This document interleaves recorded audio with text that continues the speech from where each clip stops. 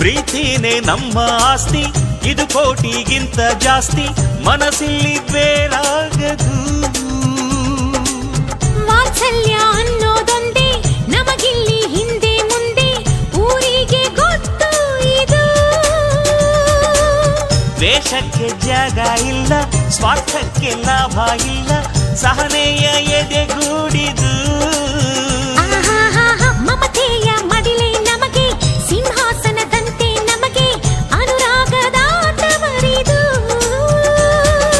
ಬಂಧವಿದೆ ಅನುಬಂಧವಿದೆ ನಮ್ಮ ನೆರಳಲ್ಲಿ, ಅಂದವಿದೆ ಆನಂದವಿದೆ ನಮ್ಮಿ ಕರುಳಲ್ಲೇ.